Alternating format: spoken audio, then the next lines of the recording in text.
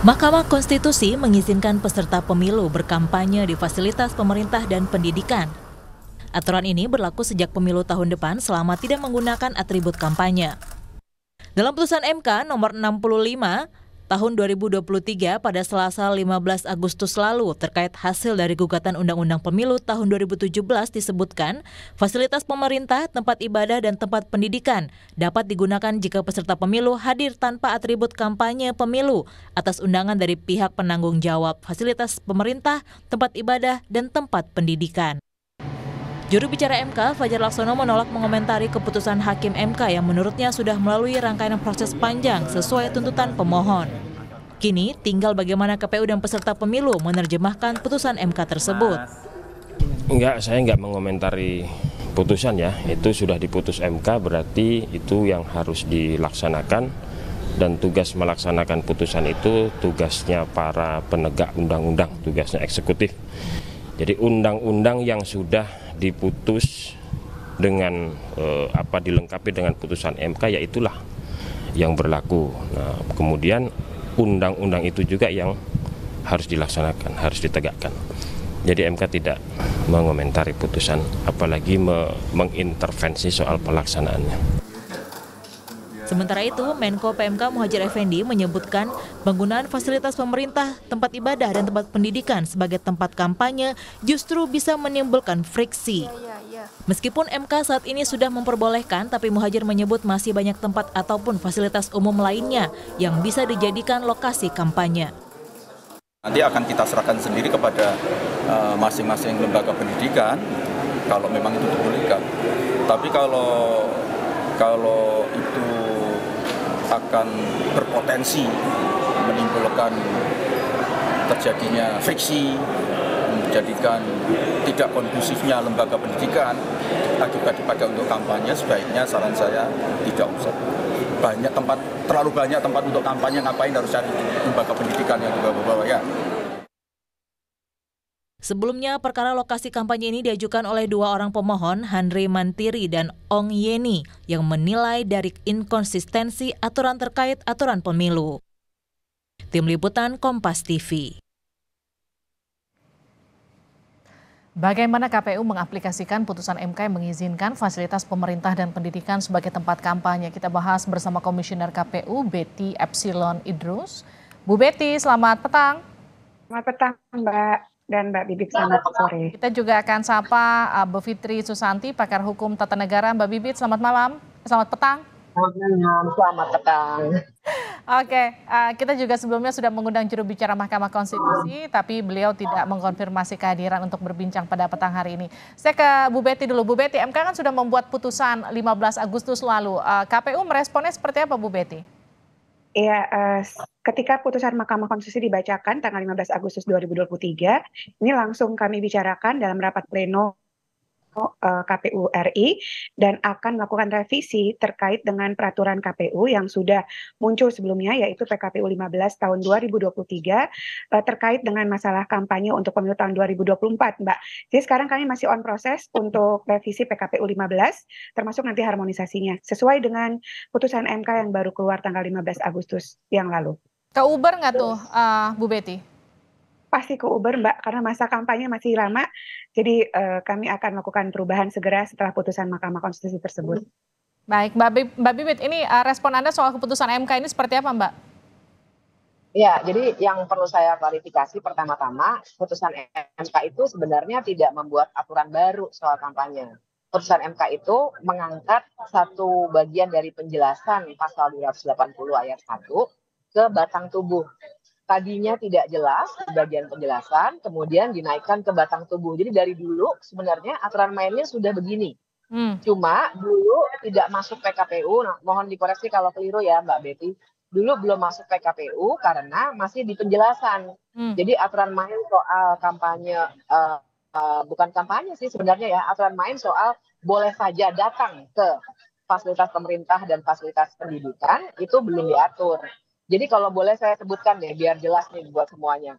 Jadi pasal 280 ayat 1 huruf H itu pada dasarnya bilang bahwa pelaksana pemilu, kemudian peserta dan tim kampanye itu dilarang menggunakan tempat ibadah, fasilitas pemerintah, dan fasilitas pendidikan, kecuali untuk fasilitas pemerintah dan tempat pendidikan itu ada undangan dari pengelola fasilitas yang bersangkutan dan dilarang menggunakan atribut kampanye.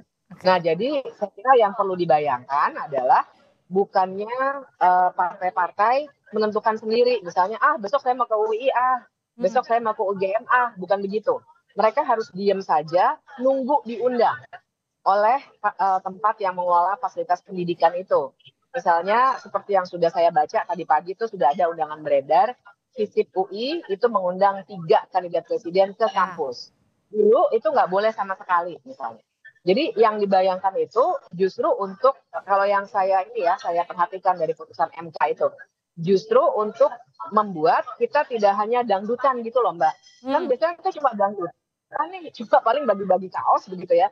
Nah sekarang ingin dibuka ruangnya supaya ada pertarungan gagasan di fasilitas pendidikan. Nah cuma kan MK memang tidak bisa, dia kan lembaga yudikatif ya, jadi dia tidak bisa mengatur terlalu jauh. Sekarang terserah kepada Mbak Betty dan kawan-kawan, ini PR-nya di Mbak Betty dan kawan-kawan, untuk menentukan misalnya fasilitas pendidikan seperti apa. Kalau menurut saya itu misalnya kampus, jangan SMA misalnya gitu ya. Terus juga jangan fasilitas pendidikan informal, misalnya siapa institut kan sekarang banyak tuh, tapi harus kampus misalnya begitu. Terus betul-betul tidak boleh ada atribut kampanye, jadi nggak boleh ada yel-yel, nyanyi, itu nggak boleh. Betul-betul untuk bertarung gagasan. Terus juga semua kandidat harusnya diundang, bukan caleg tapi kandidat capres misalnya begitu. Nah itulah yang kita tunggu pengaturannya oleh KPU nanti. Gitu. Gimana tuh Mbak Betty? Iya, jadi putusan Mahkamah Konstitusi itu memang tidak ada yang baru, tapi ada Mbak Bivitri terkhusus untuk rumah ibadah yang nggak boleh sama sekali, baik dapat izin ataupun memang mau menyebarluaskan atau hadir tanpa atribut. Jadi dalam klausul putusan Mahkamah Konstitusi, amar putusannya bahwa pasal 280 ayat 1 huruf H itu bertentangan dengan Undang-Undang Dasar 45 dan tidak memiliki kekuatan hukum tetap, dengan intinya demikian.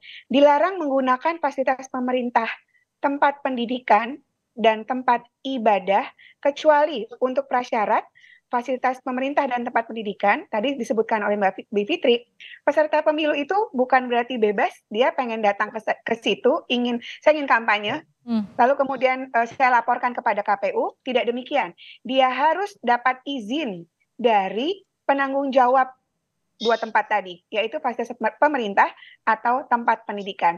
Setelah mendapat izin, dan dia diperlakukan semuanya sama, tidak hanya pada salah satu pasangan calon saja atau peserta pemilu yang lainnya, tapi untuk semuanya, jadi berlaku adil oleh lembaga penanggung jawab itu yang akan kami atur. Lalu kemudian tidak boleh membawa atribut sama sekali, apakah itu alat peraga atau bahan kampanye ke 2 tempat. Tapi untuk rumah ibadah sama sekali tidak boleh dilakukan kampanye menurut amar putusan MK 65 tahun 2023 itu, Mbak Livi. Oke, jadi artinya batasannya dan aturannya akan diperjelas oleh KPU nanti. Betul. Dan jangan lupa bahwa ada pasal berikutnya 280 ayat 2 menyatakan ini kan ada beberapa kekhawatiran tentang gimana nih sekolah-sekolah lain misalnya SD, SMP, SMA tadi begitu ya. Yang pasti ada pasal 280 ayat 2 huruf K menyatakan bahwa kampanye itu dilarang mengikutsertakan WNI yang tidak punya hak pilih. Jadi kalau misalnya menghadirkan mereka yang tidak punya hak pilih, anak-anak memang tidak diperbolehkan. Dan itu ada sanksi pidananya menurut Undang-Undang 7 Tapi tahun 2000. Tapi SMA kan ada irisannya, Mbak Betty. Itu gimana? Artinya yang punya hak pilih, kelas 1 kalau belum 17 atau belum nikah ya nggak boleh. Kalau tadi kan Mbak Bibit juga menekankan langsung aja bikin aturan atau batasan yang jelas, nggak boleh ke SMA. Ini targetnya langsung perguruan tinggi, karena memang jelas kalau perguruan tinggi itu sudah punya hak pilih. Itu gimana? Oke, yang dimaksud dengan tempat pendidikan itu sudah diatur dalam penjelasan Mbak, bahwa berupa gedung atau halaman sekolah dan atau perguruan tinggi. Itu yang sudah dijelaskan menurut Undang-Undang 7 tahun 2017.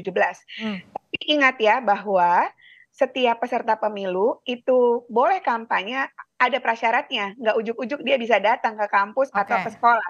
Pertama tadi sudah disampaikan oleh Mbak Undangan Bibit, ya?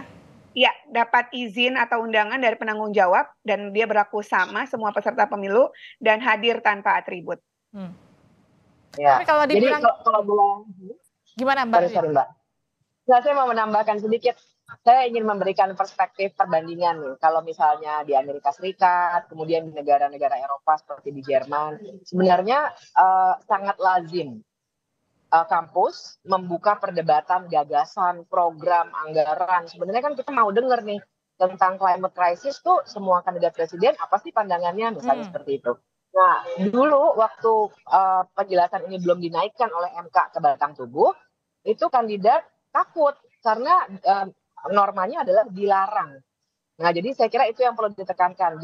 Kalau saya sih tidak takut duluan, Mbak, karena ya karena 280 ayat 1 itu memang norma intinya adalah pelarangan. Nah, masuk kampus boleh dengan pengecualian yang sangat terbatas. Jadi bukannya kita membuka total kampus boleh didatangi siapa saja, tidak begitu. Tapi nanti memang tergantung dari KPU dan Bawaslu ketika mengawasi apakah akan dibuatkan supaya situasinya itu benar-benar berdebat gagasan dan program. Jadi kalau lihat di YouTube barangkali bisa lihat ya, kalau misalnya calon presiden Amerika Serikat berdebat, itu biasanya mengadakan memang kampus. Jadi kalau kita kan masih tergantung pada KPU sebagai penyelenggara pemilu melaksanakan debat. Nah, sebenarnya saya punya harapan nanti kampus-kampus jadi ramai, jadi perdebatan gagasan juga makin ramai. Tapi gini, kalau kita bicara soal putusan ini, Mbak Bibit, kalau dari sisi Anda melihat ini untung ruginya buat pelaksanaan pemilu di 2024 itu apa? Saya melihat keuntungannya adalah ada ruang yang lebih untuk memperdebatkan gagasan. Dari istilah saya tadi, jadi kita nggak dangdutan aja gitu, tapi ngomongin program.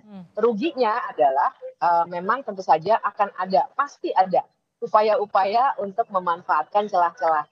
Ya misalnya kong kali kong duluan kan kalau kampus kita nggak hanya bisa bilang kampus-kampus besar, kita juga harus bilang ada kampus-kampus kecil yang juga butuh nama, butuh jabatan mungkin rektornya, butuh uang juga, akhirnya akan berkong kali kong dengan capres-capres. Nah disinilah peran KPU dan Bawaslu nantinya jadi sangat penting. Itu yang kemudian jadi pertanyaan buat Bu Betty. Jadi kalau dibilang putusan ini disebut menguntungkan petahana atau ada unsur nepotisme terkait dengan hubungan peserta pemilu dan lainnya, nanti gimana menangkis ini Bu Betty? KPU itu kan melakukan eksekusi terkait dengan ketentuan peraturan perundang-undangan yang sudah ada. Nanti secara teknis akan kami atur bahwa tadi sudah disebutkan ini berlaku untuk semua peserta pemilu. Tidak hanya salah satu, salah dua, salah tiga, dan seterusnya. Jadi itu hal yang pertama. Yang kedua tadi, kalau ingin melakukan kegiatan kampanye di dalam tempat sekolah atau tempat pendidikan, maka harus mendapatkan undangan. Berarti kan undangan nanti tergantung penanggung jawab kampus dong, yang dia mau undang siapa, tapi harus berlaku adil untuk semua peserta pemilu. Tadi sudah disebutkan oleh Mbak Bibip, tapi nanti untuk kegiatan kampanye pemilu baru akan dilakukan tanggal 28 November paling cepat ya Mbak, 28 November 2023 sampai dengan 10 Februari 2024. Untuk presiden dan wakil presiden paling cepat tanggal 2 Juni sampai dengan tanggal 22. Maaf, itu untuk putaran kedua. Saya ulang, 28 November sampai dengan tanggal 10 Februari 2024. Kalau kita punya putaran kedua, itu nanti Juni. Oke. Batasan yang jelas itu nanti akan seperti apa, Mbak Betty? Kalau dalam undang-undang, jadi putusan MK ini kan tidak mengubah klausul yang lain. Dia hanya merujuk pada pasal 280 ayat 1 huruf H. Yang lainnya masih berlaku. Larangannya seperti ini, lalu kemudian dilarang personil-personil untuk ikut kegiatan kampanye adalah siapa-siapa saja. Itu sudah diatur. Jadi sebenarnya tidak ada perubahan baru, cuma meng-underline pada putusan Mahkamah Konstitusi untuk rumah ibadah sama sekali tidak dibolehkan. Walaupun mau dapat izin dan bentuk yang lain, maka di rumah ibadah tidak boleh sama sekali melakukan kegiatan kampanye. Jadi itu saja Mbak. Baik, Mbak Betty, kalau dengan penolakan dari Federasi Guru yang menyebut ini akan muncul konflik di ranah pendidikan, respon KPU seperti apa Mbak Betty? Saya rasa pemilih kita semakin cerdas ya, dan kemudian kampus juga tidak ingin mengambil resiko terlalu panjang untuk soal ini dan semuanya itu punya batasan, semuanya punya sanksi pidana di 280 ayat 1 ada, 280 ayat 2 ada, yaitu di pasal 493 dan pasal 521. Jadi menurut saya semua orang akan berhati-hati untuk melakukan kegiatan kampanye ini. Dan kita punya Bawaslu, rekan kerja kita untuk mengawasi apakah ini masuk ranah kampanye, bagaimana caranya, bentuk keadilannya seperti apa, itu sudah diatur semua, Mbak. Jadi tinggal eksekusinya nanti di hari H ketika kita melakukan kegiatan kampanye. Oke, terakhir Mbak Bibit singkat saja. Jadi bagaimana kemudian yang harus diperhatikan KPU dan juga Bawaslu ketika kemudian menerjemahkan putusan ini kemudian menjadi aturan dengan batasan yang cukup jelas? Ya, pasti pegangannya pemilu yang langsung umum, bebas, rahasia, jujur, dan adil itu tetap harus jadi panduan utama. Sehingga nantinya perlu diperjelas betul supaya tidak ada kemungkinan penyalahgunaan. Diperjelas betul bahwa semua kandidat misalnya ya harus mau datang, betul-betul tidak boleh ada yel dan lain sebagainya, dan ditentukan dengan jelas fasilitas pendidikan yang mana, fasilitas pemerintahan yang mana.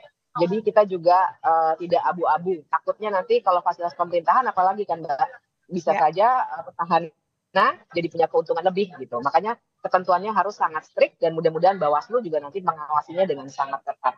Oke, terima kasih Mbak Bibit, terima kasih juga Bu Betty telah bergabung bersama kami di Sapa Indonesia Malam.